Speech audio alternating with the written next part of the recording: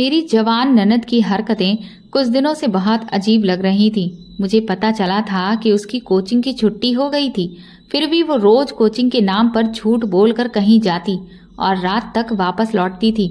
रात में भी उसके कमरे से अजीब आवाजें आती। कुछ पूछो तो कहती कि ये मेरा पर्सनल मैटर है। एक दिन जब वो घर से बाहर गई तो मैं चुपके से उसके कमरे की तलाशी लेने लगी और तब मुझे उसके कमरे से वो चीज मिली जिसे पति पत्नी अपने नए रिश्ते की शुरुआत करने के समय उसका पैकेट देखकर मैं तो शर्म से। मेरा नाम रचना है। 17 साल की उम्र में ही मेरी शादी हो गई थी और मेरे पति अविनाश की उम्र भी उस समय सिर्फ 19 साल थी। हमारे खानदान में लड़कियों की शादी तो जल्दी हो जाती थी, लेकिन अविनाश की इतनी कम उम्र में शादी करने के पीछे एक बड़ी वजह थी। जब अविनाश 17 साल के थे तो अविनाश के घर में एक प्यारी सी बहन ने जन्म लिया था, लेकिन जब अविनाश की बहन प्रिया 2 साल की थी तब अविनाश के माता पिता का एक एक्सीडेंट में देहांत हो गया था। अविनाश उस समय खुद पढ़ाई कर रहे थे और ऐसे में प्रिया को संभालना उनके लिए बहुत मुश्किल था। उस समय कोई भी रिश्तेदार दोनों भाई बहन की जिम्मेदारी उठाने के लिए आगे नहीं बढ़ा था। तब दूर की एक दादी ने अविनाश को ये सलाह दी कि तुम शादी कर लो, घर में बहू आ जाएगी तो वो ही प्रिया को संभाल लेगी। और इस तरह केवल 19 साल की उम्र में ही अविनाश की मुझसे शादी हो गई। मैं भी उस समय बहुत कम उम्र की थी, दुनियादारी की ज्यादा कोई समझ नहीं थी। जब सुहाग की सेज पर बैठी मैं अविनाश का इंतजार कर रही थी तो उन्होंने आकर मेरी गोद में छोटी सी प्रिया को बिठा दिया था और मुझसे कहा, रचना, आज से प्रिया तुम्हारी बेटी है, इसे माँ का प्यार देना। मुझे तुमसे और कुछ नहीं चाहिए, बस मेरी बहन प्रिया को कोई तकलीफ ना हो। मैंने भी खुले दिल से प्रिया को अपना लिया था। मैं उसे बिल्कुल अपने बच्चों की तरह ही रखती थी। फिर देखते ही देखते प्रिया कब 18 साल की हो गई मुझे पता ही नहीं चला। मैं अभी अभी सारे घर का काम निपटा कर फ्री हुई थी कि तभी अविनाश ने मुझसे पूछा, रचना, प्रिया अभी तक कोचिंग से वापस क्यों नहीं आई? आज अविनाश ऑफिस नहीं गए थे क्योंकि आज उनके बॉस की बेटी की शादी थी, इसलिए अविनाश की छुट्टी थी। दोपहर का खाना खाने के बाद वो सो गए थे और अब 5 बजे उनकी आंख खुली तो उठते ही सबसे पहले उन्होंने अपनी बहन के बारे में पूछा था। मैंने मुस्कुराते हुए कहा, अविनाश, तुम बाहर की दुनिया में और अपने ऑफिस में इतना खो गए हो कि तुम्हें पता ही नहीं कि तुम्हारी बहन प्रिया घर देर से ही आती है। मेरी इस बात पर अविनाश हैरान होकर मुझे देखने लगे और बोले, रचना, तुम ये क्या कह रही हो? आखिर तुम्हारे कहने का मतलब क्या है? मैंने कहा, अविनाश, मेरे कहने का कोई भी मतलब नहीं है, बस सीधी सी साफ बात है जो मैं आपको बता रही हूँ कि प्रिया कोचिंग से लेट घर आती है। उसने मुझे बता रखा है कि उसकी छुट्टी लेट होती है, बस इसीलिए घर देर से पहुँच पाती है। मेरी बात सुनकर अविनाश थोड़ा गुस्से में बोले, रचना, तुमने कभी मुझे इसके बारे में पहले क्यों नहीं बताया? मैं बोली, इसमें बताने वाली क्या बात है? जब उसकी छुट्टी ही लेट होती है तो लेट ही घर पहुंचेगी, और ऐसा तो नहीं है कि रात हो जाती है और शाम होते ही वो घर आ जाती है। तो मैं बेकार में तुमसे शिकायत करके बच्ची के खिलाफ तुम्हारे कान क्यों भरूं? मुझे अविनाश की बात बिल्कुल पसंद नहीं आई थी, इसीलिए मेरी आवाज में थोड़ा गुस्सा आ गया था। मुझे ऐसे मर्द बिल्कुल भी पसंद नहीं थे जो औरतों पर बेकार में अपनी धौंस जमाते हैं और उन पर अपना हुक्म चलाते हैं। मुझे गुस्से में देखकर अविनाश थोड़ा नरम पड़े और बोले, रचना, तुम अच्छी तरह से जानती हो कि जिस बच्ची की तुम बात कर रही हो उस बच्ची की माँ नहीं है। तुम्हें याद है, मैंने जब छोटी सी प्रिया को तुम्हारी गोद में दिया था तब मैंने कहा था कि इसे अपनी बेटी की तरह ही पालना। तुम्हें प्रिया की माँ का दर्जा दिया था और माँ अपने बच्चों की गलत हरकतों पर पर्दा नहीं डालती। मैंने प्यार से अविनाश को समझाते हुए कहा कि प्रिया अभी बच्ची है, अगर हम उसके साथ जोर जबरदस्ती करेंगे, बहुत ज्यादा रोक टोक करेंगे तो वो जिद्दी भी हो सकती है और बिगड़ भी सकती है, इसलिए हमें उस पर बेकार की पाबंदियां नहीं लगानी चाहिए। मैंने प्रिया को बिल्कुल अपनी बच्ची की तरह ही पाला है, लेकिन उस पर पूरी नजर भी रखती हूँ। क्या आपको कभी लगा है कि मैं कहीं गलत साबित हो रही हूँ? क्या कभी प्रिया ने आपसे शिकायत की मेरे खिलाफ कि मैं उसको तंग करती हूँ, उस पर जुल्म करती हूँ? मेरी बात सुनकर अविनाश ने ना में सिर हिला दिया और बोले, नहीं रचना, मुझे तुम पर पूरा विश्वास है कि तुम एक अच्छी माँ साबित हुई हो। अच्छा बाबा, ठीक है, जो मर्जी हो करो अपनी बेटी के साथ, लेकिन मुझे तो भूखा मत मारो। दोपहर को भी बस हल्का फुल्का ही खाना खाया था। अब मुझे भूख लगी है, कुछ खाने को दे दो। लेकिन मैंने महसूस किया कि जैसे अविनाश अभी भी मेरी बातों से संतुष्ट नहीं थे। मैं अविनाश के लिए चाय के साथ कुछ नाश्ता बनाकर ले आई। शाम को 7 बजे तक प्रिया घर वापस आ चुकी थी। अविनाश के चेहरे से लग रहा था कि जैसे वो प्रिया से कुछ पूछना चाहते हैं, लेकिन शायद मेरी वजह से ज्यादा पूछताछ नहीं की। सिर्फ इतना ही कहा कि 5 बजे तक घर आ जाया करो। अविनाश की बात पर प्रिया कुछ नहीं बोली, बस हाँ में सिर हिला दिया। आज प्रिया मुझे बहुत चुपचाप सी लग रही थी। पहले तो वो जब भी आती थी तो चहकती हुई आती थी, हमेशा बोलती रहती थी, अपनी सहेलियों की बातें, अपनी कोचिंग की बातें बताती रहती थी। लेकिन आज वो बहुत चुप थी। मुझे लगा कि शायद अविनाश की बात पर प्रिया उदास हो गई होगी। इसलिए मैंने प्रिया को समझाने की खातिर कहा कि प्रिया, अपने भाई की बात का बुरा मत मानना, वो तो बस तुम्हारी भलाई के लिए ही कह रहे थे। अंधेरा हो जाता है ना, तो कहीं रास्ते में तुम्हें कोई दिक्कत ना हो, बस इसीलिए वो ऐसे कह रहे थे। लेकिन प्रिया ने मेरी बात सुनी ही नहीं, वो चुपचाप बैठी रही। अब मुझे प्रिया की चिंता होने लगी। मैंने उसके सर पर हाथ फेरते हुए कहा, क्या बात है, तुम परेशान हो? लेकिन मेरा इतना कहना था कि वो एकदम से गुस्से से बोली, क्या है भाभी, 2 पल तो सुकून से सांस लेने दिया करो। आपको हर वक्त के सवाल जवाबों से मैं तंग आ चुकी हूँ। कह तो दिया एक बार कि कोई प्रॉब्लम नहीं है, लेकिन आप तो हाथ धोकर पीछे ही पड़ गई हैं। इतना कहकर वो पैर पटकते हुए अपने कमरे में चली गई। मुझे बहुत हैरत हुई। इससे पहले उसने कभी भी ऐसी बात नहीं की थी। वो तो शुक्र था कि उस वक्त अविनाश कमरे से जा चुके थे, नहीं तो पता नहीं क्या तमाशा खड़ा हो जाता। मेरे अंदर से किसी ने मुझे प्रिया के खिलाफ भड़काना चाहा, लेकिन मैंने फिर अपने दिल को समझाया कि जरूर बच्ची पढ़ाई की वजह से परेशान होगी, तभी वो ऐसे बोल कर गई है, वरना वो पहले तो कभी ऐसी नहीं थी। मैं कमरे में वापस आई तो अविनाश ने मुझसे पूछा, रचना, ये प्रिया ऐसे बात क्यों कर रही थी? मैंने कभी उसको तुम्हारे साथ बदतमीजी करते हुए नहीं देखा। अभी मैं उसको जाकर बताता हूँ कि बड़ों से कैसे तमीज से बात की जाती है। अविनाश के तेवर देखकर मैं डर गई। बड़ी मुश्किल से मैंने उनको शांत किया। मेरे बहुत ज्यादा समझाने पर वो मान तो गए, लेकिन मुझे समझाते हुए बोले, रचना, अभी तुम प्रिया से नाराज ही रहना, इतनी जल्दी मान मत जाना, नहीं तो वो समझेगी कि तुम्हें तो कोई फर्क ही नहीं पड़ा और फिर वो आगे से तुम्हारी इज्जत नहीं करेगी। मैंने हाँ में सिर्फ सिर हिला दिया और अपने पति के लिए मेरे दिल में इज्जत और भी ज्यादा बढ़ गई कि उनको मेरा इतना ख्याल है। सच कहते हैं, पति ही अपनी पत्नी की इज्जत करवाता है। मैं तो सोच रही थी कि अगले दिन प्रिया के साथ नॉर्मल रहूंगी, जिससे कि उसका मूड अच्छा हो जाए। लेकिन अविनाश की बातों से मुझे लगा कि हाँ, प्रिया को एहसास दिलाना जरूरी है कि उसने गलती की है, नहीं तो वो आगे से और भी ज्यादा मेरे साथ बदतमीजी कर सकती है और मुझे जवाब दे सकती है। अगले दिन मैं उठी तो वो कॉलेज जाने के लिए तैयार हो रही थी। मैंने जल्दी से उसके लिए नाश्ता बनाया और बाहर टेबल पर लाकर रख दिया।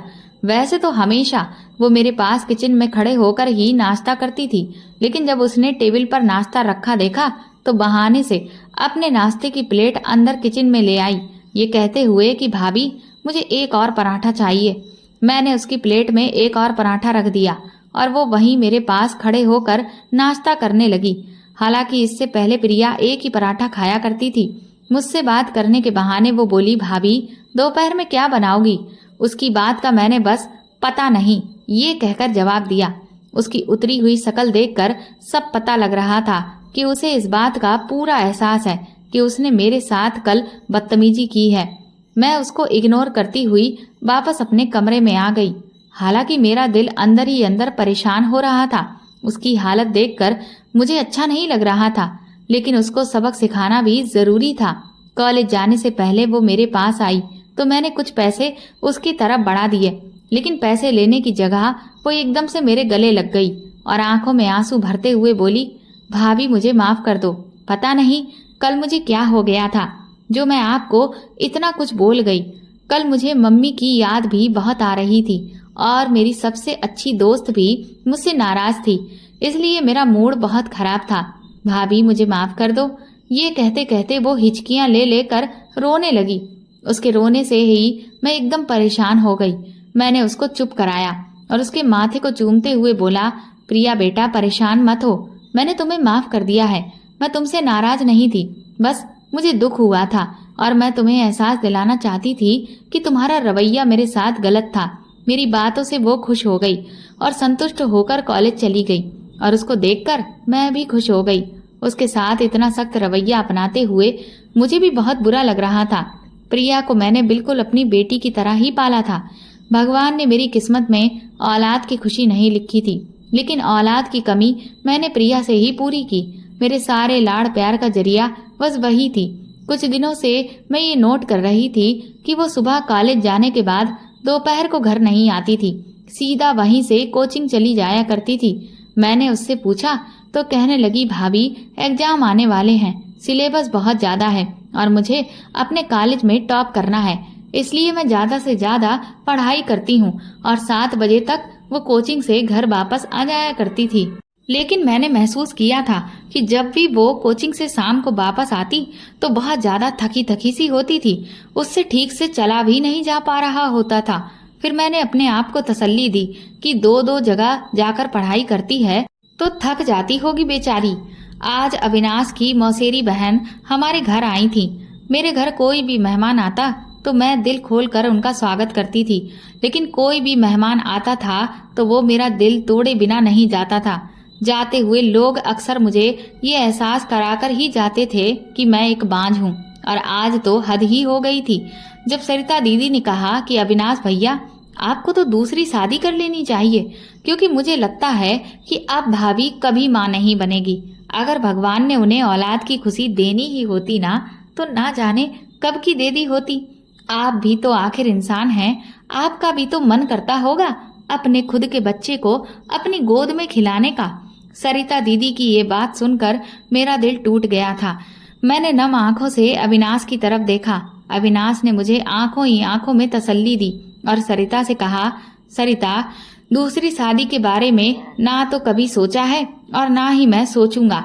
मैं सिर्फ बच्चों के लिए रचना की इतने सालों की वफा और सेवा को भुला नहीं सकता। अविनाश की बात सुनकर मेरा ढेर सारा प्यार उस पर उमड़ आया था। अविनाश बहुत ही अच्छे पति साबित हुए थे। वो मेरा बहुत ख्याल रखते थे, मेरी हर खुशी का ध्यान रखते थे। आज तक शायद ही कोई दिन ऐसा आया हो जब उनकी वजह से मेरी आंखों में आंसू आए हों। मैंने अपनी आंखों में आए हुए आंसुओं को साफ किया, लेकिन तभी मेरी नजर थोड़ी दूर बैठी प्रिया पर पड़ गई। वो अपनी पढ़ाई छोड़कर हमारी बातों में दिलचस्पी ले रही थी। वो अपने भाई की तरफ देख रही थी। उसके चेहरे के एक्सप्रेशन भी बहुत बिगड़े हुए थे, जैसे कि अंदर ही अंदर वो गुस्से से कांप रही हो। पता नहीं क्यों मेरे दिल में ये ख्याल आया कि लगता है प्रिया को अपने भाई की बात पसंद नहीं आई, लेकिन मैं प्रिया के खिलाफ अपने दिल में कोई बुरे ख्याल नहीं लाना चाहती थी, इसलिए मैंने अपने इस ख्याल को दिल से निकाल दिया। सरिता दीदी ने अविनाश की इस बात से मुंह फुला लिया और बिना खाना खाए हुए ही चली गईं। लेकिन ना चाहते हुए भी मेरा ध्यान बार बार प्रिया की तरफ ही जा रहा था। वो अपनी किताबों को गुस्से से सेट करते हुए और पैर पटकती हुई अपने कमरे में चली गई। रात को जब प्यास से मेरी आंख खुली तो मैं पानी लेने किचन में आई, लेकिन प्रिया के कमरे की लाइट उस वक्त जल रही थी। ये देख मुझे बहुत ज्यादा हैरत हुई कि रात के 1 बजे तक प्रिया क्यों जाग रही थी। सुबह तो उसे कॉलेज भी जाना होता था। मुझे उसकी चिंता होने लगी। मैंने जल्दी से आगे बढ़कर उसके कमरे का दरवाजा खटखटाया, लेकिन 2-3 मिनट गुजरने के बाद भी उसने दरवाजा नहीं खोला, जबकि अंदर से उसके बेड के अजीब से चरमराने की आवाज आ रही थी। पर कुछ ही देर में बिल्कुल सन्नाटा पसर गया। जब बहुत देर बाद दरवाजा खुला तो मैं उसकी हालत देखकर दंग रह गई। उसके बाल बहुत बुरी तरह से बिखरे हुए थे और आंखें भी लाल हो रही थीं। वो पसीने से भीगी थी और हाँफ भी रही थी। उसकी ऐसी हालत देखकर मैं घबरा गई। मैंने एकदम आगे बढ़कर उसको गले से लगा लिया। मैंने कहा, बेटा क्या बात है, तुम्हारी आंखें इतनी लाल क्यों हैं? इतनी देर रात तक जागोगी तो यही हाल होगा। हमें नहीं चाहिए ऐसे अच्छे नंबर जो तुम्हारी सेहत खराब करें, इसलिए शाम को जल्दी सोया करो, अपनी सेहत का ख्याल रखो। मेरी बात सुनकर वो अजीब तरह से सहम गई। ये देखकर मैं अब और भी ज्यादा परेशान हो गई। मैंने कहा, क्या बात है प्रिया? मुझे लगता है तुम रोती रही हो, इसीलिए तुम्हारी आंखें लाल हैं। मेरी बात सुनकर वो बोली, भाभी ऐसी कोई खास बात नहीं है, बस मुझे मम्मी की याद आ गई थी। मैं बहुत देर तक उसको समझाती रही और फिर उसे सोने का कहकर अपने कमरे में चली आई। मेरे दिल में अब वहम पैदा हो गया था। पता नहीं आजकल प्रिया को अपनी माँ की याद बार बार क्यों आने लगी थी। और फिर मैंने उसकी जो हालत देखी वो तो कुछ और ही बात बयान कर रही थी। ये सब सोच मैं पूरी रात सो न सकी। बार बार दिल में घबराहट होती कि कहीं कुछ गड़बड़ ना हो जाए, कहीं प्रिया के साथ कुछ गलत ना हो जाए या वो किसी गलत राह पर ना निकल जाए। अगर उसके साथ कुछ गलत हो गया तो मैं अविनाश को क्या जवाब दूंगी। अविनाश का तो मुझ पर से भरोसा ही टूट जाएगा। वो मुझ पर कितना भरोसा करते हैं। मैं क्या कहूंगी अविनाश से जब वो मुझसे पूछेंगे कि तुमने माँ बनकर मेरी बहन की कैसी परवरिश की है। मेरे दिमाग में एक भी जवाब नहीं आ रहा था कि मैं उनको संतुष्ट कैसे कर पाऊंगी। मैंने बीच बीच में उठकर प्रिया के कमरे की तरफ देखा, लेकिन उसके कमरे की हर बार लाइट जलती हुई मिली। मैं ऐसे ही परेशानी में करवट बदल रही थी कि तभी घड़ी ने 5 बजे का अलार्म बजाया। मैं उठकर बाहर आई, लेकिन मैंने देखा कि ठीक उसी समय प्रिया के कमरे की लाइट बंद हुई थी। मैं तो सोच रही थी कि अब सुबह हो गई है, प्रिया बाहर आएगी और भगवान की आरती करेगी, क्योंकि आज तक का ये नियम था कि वो रोज सुबह उठकर भगवान की आरती करती थी। लेकिन अब मैं कुछ दिनों से ये देख रही थी कि उसने अपना ये नियम तोड़ दिया था, क्योंकि वो रात भर ना जाने ऐसा क्या करती थी जिस कारण वो सुबह देर तक सोती थी। लेकिन मुझे लगा कि ये उसका पर्सनल मामला है, इसलिए मैं उसके इस मामले में ज्यादा दखल नहीं देती थी। अगर उसे भगवान से लगन लगानी होगी तो वो मेरे कहने से नहीं बल्कि खुद अपने दिल से भगवान से लगन लगाएगी। मैं नहा धोकर फ्रेश हुई और घर का काम निपटाने के बाद जल्दी से नाश्ता बनाने लगी। थोड़ी देर बाद प्रिया भी फ्रेश होकर आ चुकी थी। वो कॉलेज जाने के लिए एकदम तैयार थी। मैंने उसके लिए नाश्ता लगाया। वो मेरे पास ही खड़ी होकर नाश्ता करने लगी। जब मैंने उसे कहा कि आज कोचिंग से छुट्टी कर लेना और घर जल्दी आ जाना, कुछ जरूरी काम है, तो वो बोली, ऐसा क्या जरूरी काम है जो मुझे कोचिंग से छुट्टी करनी पड़ेगी। मैंने उसे बताया कि तुम्हारे लिए कुछ शॉपिंग करनी है। मैं सोच रही हूँ कि तुम्हें कोई नई ड्रेसेस दिलवा दूं। मेरी बात सुनकर वो मुस्कुरा दी, कहने लगी, भाभी इतनी सी बात के लिए मैं कोचिंग से छुट्टी क्यों करूं। आपको जो भी कपड़े पसंद आए वो मेरे लिए आप लिए आना। खुशी खुशी मैं वो कपड़े पहन लूंगी। मेरी पसंद नापसंद का कोई सवाल ही नहीं उठता। बस मैं छुट्टी नहीं करूंगी। मेरा कोचिंग जाना बहुत जरूरी है। उसकी बात सुनकर मैं दंग रह गई।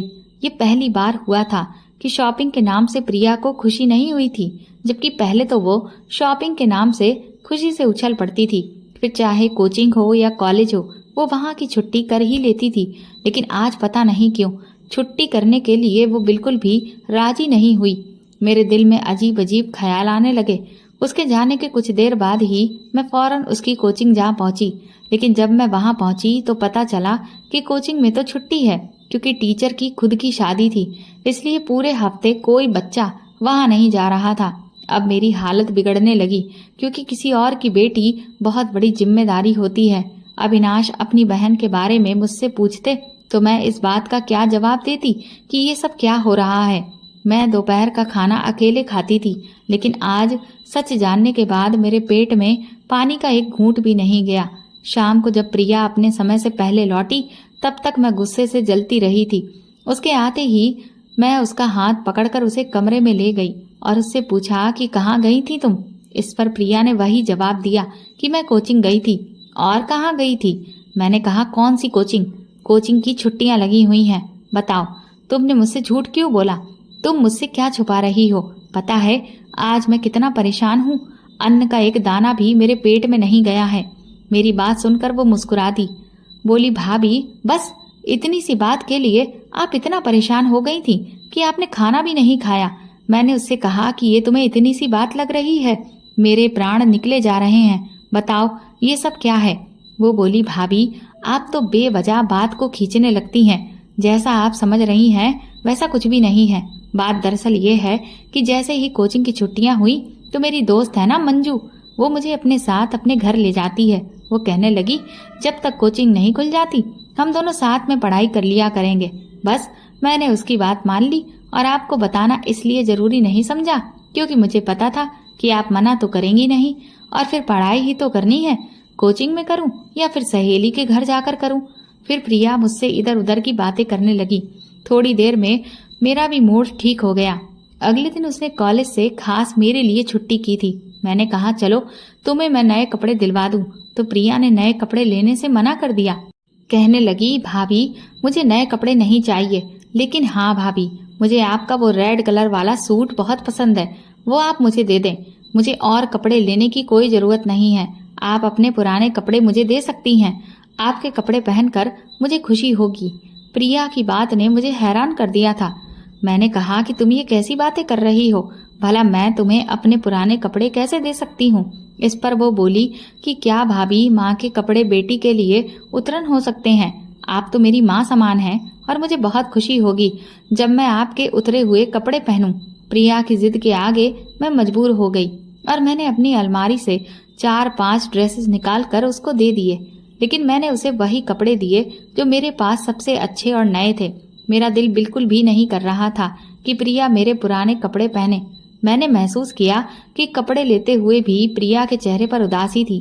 बार बार मैं उसका चेहरा पढ़ने की कोशिश कर रही थी, लेकिन मुझे कुछ समझ में नहीं आ रहा था। पर उससे कुछ पूछना भी बेकार था, क्योंकि वो 100 बहाने बनाकर साफ बच जाती। कोचिंग अभी तक खुली नहीं थी, लेकिन प्रिया अभी भी अपनी सहेली के घर पढ़ाई करने जाती थी। मुझे भी उस पर पूरा भरोसा था, इसलिए मैंने उसे नहीं रोका। आज भी प्रिया कॉलेज से सीधे अपनी सहेली के घर चली गई थी। अविनाश आज घर पर ही थे। पता नहीं आज अचानक से मेरे मन में क्या आया कि एकदम से मैं उनसे कहने लगी, अविनाश, प्रिया के रहने से घर में रौनक रहती है और उसके जाते ही एकदम सन्नाटा हो जाता है। सोचो, जब प्रिया की शादी हो जाएगी तो ये घर काटने को दौड़ेगा। काश भगवान ने हमें भी बच्चे की खुशी दी होती, लेकिन शायद हमारे नसीब में बच्चों की खुशी है ही नहीं। अविनाश, अब तो मुझे भी लगता है कि तुम्हें दूसरी शादी कर लेनी चाहिए थी। कम से कम इस घर में बच्चों की किलकारियां तो गूंजती।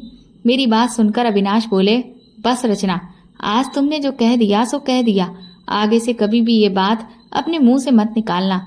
मैं तुमसे बहुत प्यार करता हूँ और तुम्हारे बिना रहने के बारे में मैं सोच भी नहीं सकता। जो कुछ भी तुमने मेरे लिए किया है, क्या मैं उसका सिला तुम्हारे सर पर सौतन ला कर दूं? मैं कभी भी दूसरी शादी नहीं करूंगा। हाँ, बच्चे की कमी मुझे भी खलती है, लेकिन शायद यही हमारी किस्मत है। तभी मेरी नजर गेट पर खड़ी प्रिया पर पड़ी। वो शायद अभी अभी आई थी। अंदर आते ही वो मेरे पास या अविनाश के पास आने की बजाय सीधा अपने कमरे में चली गई। अविनाश को ये बात बिल्कुल भी पसंद नहीं आई, लेकिन मैंने जैसे तैसे करके उस बात को रफा दफा किया। रात को जब सब खाना खाकर अपने कमरे में चले गए तो मैं थोड़ी देर के लिए प्रिया के पास चली आई। आज भी मुझे उसकी आंखें लाल लग रही थी। मैंने पूछा, क्या बात है, आज तुम फिर रोई हो? मेरी बात सुनकर उसकी आंखों में और भी ज्यादा आंसू आ गए। वो कहने लगी, हाँ, मुझे फिर से मम्मी की याद आ गई थी। मुझे बहुत दुख हुआ प्रिया, तुम आजकल अपनी माँ को कुछ ज्यादा ही याद करती हो। मैं मानती हूँ कि माँ की जगह कोई नहीं ले सकता, लेकिन मैंने तुम्हें अपनी बेटी समझकर पाला है। मैं भी तो तुम्हारी माँ हूँ। फिर तुम्हें ऐसा क्यों लगता है कि तुम्हारी जिंदगी में माँ की कमी है, जो हर वक्त तुम अपनी माँ को याद करके रोती रहती हो? मेरी बात सुनकर प्रिया बोली, आपने तो मुझे माँ से भी बढ़कर प्यार दिया है। बस ऐसे ही कभी कभी मम्मी की याद आ जाती है। कुछ देर मैं उसके पास बैठी रही, फिर वापस अपने कमरे में आ गई। अगले दिन से प्रिया ने कुछ ऐसा किया कि मैं हैरान रह गई। शाम को वो नहाने के लिए बाथरूम में घुस गई और जब नहाकर निकली तो मैं उसे देखकर हैरान रह गई, क्योंकि उसने मेरा गंदा उतरा हुआ सूट पहन रखा था। मैंने कहा, ये क्या तुम्हारे पास कपड़े नहीं हैं जो तुमने मेरे गंदे कपड़े पहन रखे हैं? मेरी बात सुनकर वो बोली, भाभी, आपके कपड़े पहनती हूँ तो आपकी खुशबू आती है, बस इसीलिए पहन लिया। मैंने उससे कहा, लेकिन कम से कम धुला हुआ सूट तो पहन लेती। ये तो मैला सूट है, इसे पहनने की क्या जरूरत थी? वो बोली, लेकिन भाभी, कपड़े धोने के बाद उनमें से आपकी खुशबू चली जाती है, इसलिए मैंने आपके गंदे कपड़े पहन लिए। अभी प्रिया को मेरे कपड़े पहने हुए 15 मिनट हुए थे कि तभी अविनाश घर आ गए, और फिर उसके बाद तो रोज ही यही होने लगा। अविनाश के घर आने से 15 मिनट पहले प्रिया मेरा उतरा हुआ सूट पहन लिया करती थी। अब तो अविनाश ने भी ये नोटिस करना शुरू कर दिया था। एक दिन वो मुझसे कहने लगे, रचना, प्रिया हर वक्त तुम्हारे कपड़े क्यों पहने रहती है? क्या उसके पास अपने कपड़े नहीं बचे हैं? मैं बोली, नहीं अविनाश, ऐसी बात नहीं है। प्रिया के पास ढेर सारे कपड़े पड़े हुए हैं, बल्कि मैंने तो उस दिन भी उससे कहा था कि चलो तुम्हारे लिए नए कपड़े लेकर आते हैं, लेकिन उसने मना कर दिया। मेरी बात सुनकर अविनाश संतुष्ट नहीं हुए थे। मेरे दिल में ख्याल आया कि कहीं अविनाश ये तो नहीं सोच रहे हैं कि मैं उनकी बहन को अपने उतरे हुए कपड़े जानबूझकर पहनाती हूँ। अगले दिन नहाने के बाद मैंने अपने कपड़े फौरन धो दिए, जिससे कि प्रिया को मेरे गंदे कपड़े ना मिले। लेकिन मुझे हैरत उस वक्त हुई जब प्रिया ने इसी बात पर पूरा घर सर पर उठा लिया। वो कहने लगी, भाभी, जब आपको अच्छे से ये बात पता है कि मैं आपके उतरे हुए कपड़े पहनती हूँ, तो फिर आपने अपने कपड़े आज क्यों धोए? इधर अविनाश के आने का भी समय हो रहा था। मैंने जैसे तैसे करके उसको शांत करने की कोशिश की, लेकिन वो किसी भी तरह से शांत हो ही नहीं रही थी और बार बार घड़ी की तरफ देख रही थी। प्रिया बोली, भाभी, आप अभी दूसरे कपड़े पहन लें और ये उतरे हुए कपड़े मुझे दे दें, मैं पहन लूंगी। अब तो पता नहीं क्यों मेरे दिल में भी शक होने लगा कि जरूर कोई बड़ी गड़बड़ है। अविनाश के आने का समय हो चुका था और मैं घर में कोई अशांति नहीं चाहती थी, इसलिए मैंने दूसरे कपड़े पहने और अपने पहने हुए कपड़े प्रिया को दे दिए। प्रिया ने खुशी खुशी वो कपड़े पहन लिए, लेकिन मैंने भी अब सोच लिया था कि मैं सच्चाई जान कर रहूंगी। अगले दिन संडे था। घर का कुछ सामान लेने के लिए अविनाश पास की दुकान पर गए हुए थे। उनके साथ प्रिया भी चली गई थी। अब मेरे पास यही मौका था। मैं प्रिया के कमरे में आ गई। बेड पर वही रात वाला सूट पड़ा हुआ था जो कल रात उसने पहना था। मैं प्रिया के कमरे की तलाशी लेने लगी। जैसे ही मैंने बेड के गद्दे के नीचे हाथ डाला तो मेरे होश उड़ गए, क्योंकि उस वक्त मेरे हाथ में एक पैकेट लगा, जिसे देखकर मैं दंग रह गई कि भला प्रिया के पास ये पैकेट क्या कर रहा है। वो तो शादीशुदा भी नहीं है, फिर उसके पास इस तरह की चीज कैसे निकल सकती है। अब तो मुझे कुछ भी समझ नहीं आ रहा था कि आखिर ये लड़की कर क्या रही है। दरअसल वो पैकेट सिंदूर का था, जिसमें ढेर सारा सिंदूर भरा पड़ा था। फिर मैंने जैसे ही बेड पर रखे तकिए को हटाया तो मुझे बहुत ही अजीब सी गंदी सी बदबू आई। मैंने गौर किया तो वो मेरे कपड़ों से आ रही थी। मैंने जल्दी से कपड़ों को उलट पलट कर देखा तो मेरे सिर पर आसमान टूट पड़ा। मेरे कपड़ों में खून लगा हुआ था और कपड़ों से इतनी गंदी बदबू आ रही थी कि उन्हें छुआ भी नहीं जा रहा था। मैंने जल्दी से कपड़े दूर फेंक दिए। तभी दरवाजा खोलकर प्रिया आ गई और मुझे अपने कमरे में देखकर एकदम से हड़बड़ा गई। मैंने कहा, प्रिया, ये सब क्या है? आज मुझे सब कुछ सच सच बताओ। तुमने मुझे सच नहीं बताया तो हो सकता है हम दोनों के बीच बने इस माँ बेटी के रिश्ते को मैं खत्म कर दूं। मेरी बात सुनकर प्रिया बहुत ज्यादा डर गई और रोते हुए मेरे पैरों में बैठ गई। वो बोली, नहीं भाभी, अगर आपने ऐसा किया तो मैं मर जाऊंगी। मैंने उसके कंधों से पकड़कर उसे उठाया। मैंने उससे कहा, तो फिर बताओ मुझे ये सब क्या है? तुम रोज मेरे उतरे हुए कपड़े क्यों पहनती हो और मेरे कपड़ों में खून क्यों लगा है? और ये सिंदूर का पैकेट तुम्हारे पास क्या कर रहा है? वो अपनी आंखें साफ करते हुए बोली, मुझसे आपका दुख देखा नहीं जाता। जब भी लोग आपको बांझपन का ताना देते हैं तो मेरा दिल खून के आंसू रोने लगता है। मैं जब आपकी सूनी गोद देखती हूँ तो फिर मुझे समझ नहीं आता कि मैं ऐसा क्या करूँ कि आपकी गोद कैसे भी करके भर जाए। कभी कभी ये सोचकर मैं बहुत ज्यादा डर जाती हूँ कि कहीं भैया दूसरी शादी ना कर लें। ये सारी बातें मैंने अपनी सहेली को बताई तो उसने मुझे एक ऐसी औरत के बारे में बताया जो जादू टोने का काम करती है और वो मेरी परेशानी दूर कर सकती थी। मैं और मंजू उस औरत के पास गए तो उस औरत ने कहा कि अगर तुम अपनी भाभी को ठीक करना चाहती हो तो तुम्हें अपनी भाभी माँ की बीमारी अपने अंदर लेनी होगी और उसके लिए तुम अपनी भाभी के कपड़े पहनकर मेरे पास आना। फिर मैं कुछ ऐसे मंत्र पढ़ूंगी कि तुम्हारी भाभी की बीमारी तुम्हारे अंदर आ जाएगी। 9 दिन तक मैं आपके कपड़े पहनकर उसके पास जाती रही। 10वें दिन उस औरत ने कहा कि अब जो कुछ करना है तुम्हें अपने घर पर ही करना है। रोज शाम को 7 बजे 21 दिन तक तुम अपनी भाभी के उतरे हुए कपड़े पहनोगी और मेरा दिया हुआ ये मुर्गी का खून उन कपड़ों पर तुम्हें लगाना है और सिंदूर के घेरे में रखकर एक मंत्र पढ़ना है। पूरी रात फिर यही वाले कपड़े तुम्हें पहनने हैं और मंत्रों का जप करना है। भाभी 21 दिन में अभी 8 ही दिन हुए हैं और आप देखना 21 दिन होते ही आपकी बीमारी मेरे अंदर आ जाएगी और आप माँ बन जाएंगी। मैं हैरत से मुंह खोले प्रिया की बातें सुन रही थी। प्रिया, जो कि रिश्ते में मेरी ननद थी, वो मुझसे इतनी मोहब्बत करती है कि शायद कोई बेटी भी अपनी माँ से ना करे। मैंने कसकर उसको गले से लगा लिया। मैंने कहा, प्रिया, मुझे माफ कर दो जो मैंने तुम पर बेकार का शक किया। और तुम पागल हो, तुम मेरे लिए इतनी बड़ी कुर्बानी देने जा रही थी। तुम्हें क्या लगता है कि अपनी खुशियों के लिए मैं तुम्हारी खुशियों का गला घोट दूंगी? ऐसी खुशियां मुझे नहीं चाहिए जो तुम्हें दुख दें। प्रिया बेटा, ये सब अंधविश्वास होता है, ये जादू टोना कुछ भी नहीं होता। अगर भगवान मुझे औलाद देता तो पहले ही दे चुका होता, लेकिन मुझे अब औलाद की कोई जरूरत नहीं है, क्योंकि मेरी जिंदगी में मेरी औलाद से भी बढ़कर तुम हो। मैंने उसके माथे को चूम लिया। ये सब कुछ मैंने अविनाश को नहीं बताया, क्योंकि बेटियों के कुछ राज सिर्फ माँ के पास ही सुरक्षित होने चाहिए। मेरे समझाने पर प्रिया मान गई और उसने वो सब कुछ करना बंद कर दिया। जब प्रिया की पढ़ाई पूरी हो गई तो हमने उसके लिए एक अच्छा सा रिश्ता देखकर उसकी शादी करके उसे विदा कर दिया। हम दोनों पति पत्नी अक्सर प्रिया से मिलने जाते हैं। कुछ सालों में प्रिया माँ बन गई और जब उसके पति को कंपनी की तरफ से विदेश जाना पड़ा तो प्रिया हमारे साथ ही आकर रहने लगी थी, क्योंकि उसके ससुराल में कोई भी नहीं था जो उसके साथ रहता। मैं और अविनाश अब बहुत खुश रहते हैं, क्योंकि हमें प्रिया के बच्चे का साथ जो मिल रहा है और हम उसी के साथ अपने माँ बाप बनने की सारी हसरतों को पूरा भी कर रहे हैं। तो दोस्तों, आपको ये कहानी कैसी लगी हमें कमेंट करके ज़रूर बताएं और प्लीज़ इस कहानी को ज़्यादा से ज़्यादा शेयर और लाइक करके मेरे चैनल को सपोर्ट करें।